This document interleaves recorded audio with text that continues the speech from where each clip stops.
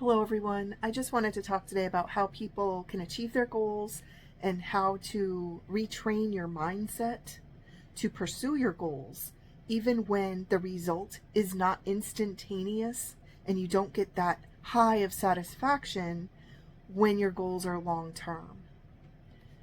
Many people start out in January every year making a list of goals.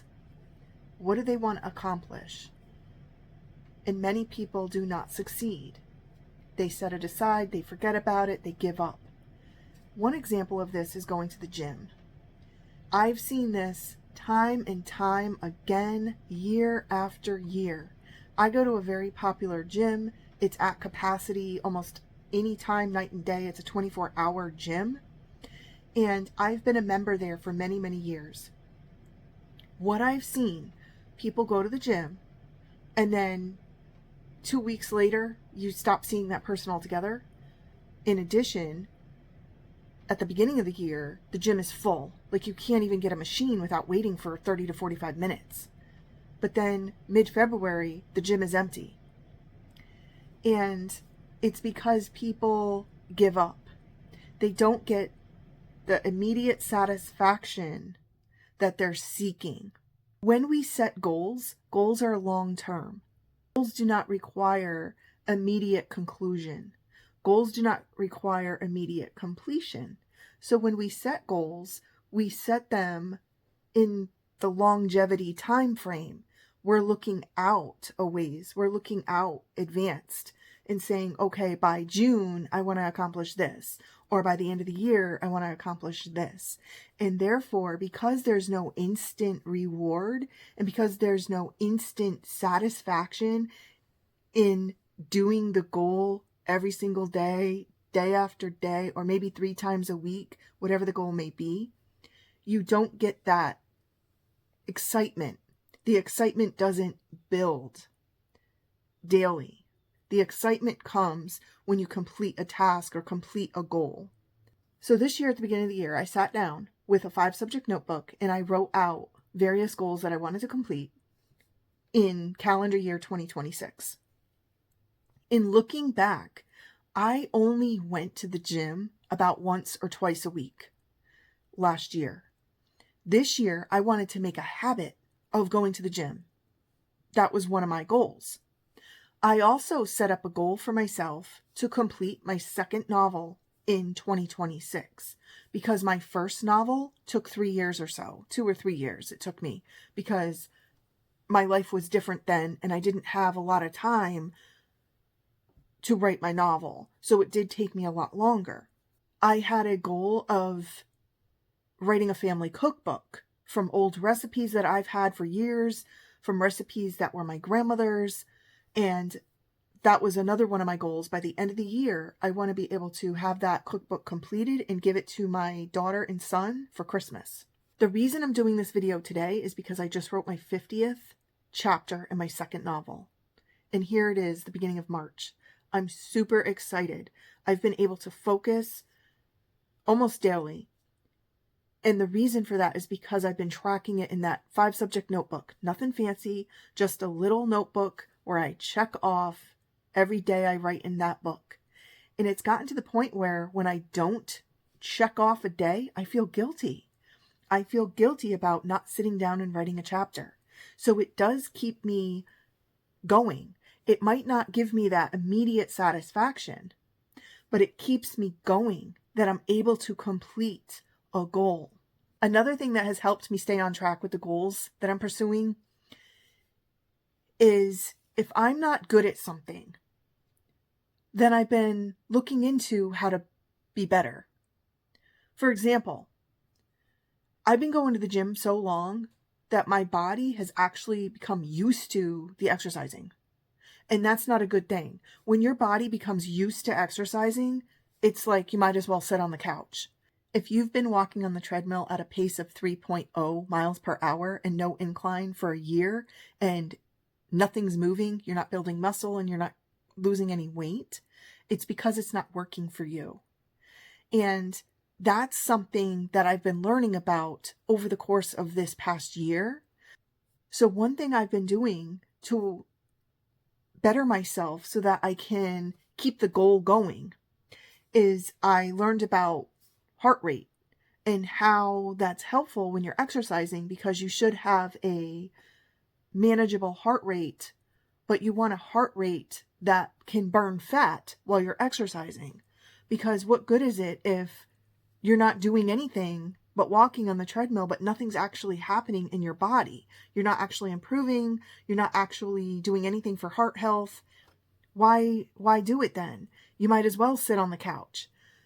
So that is one thing I've been pursuing and reading about and studying. It's not just about the goal. It's about bettering myself so that I can complete the goal and get the maximum out of it.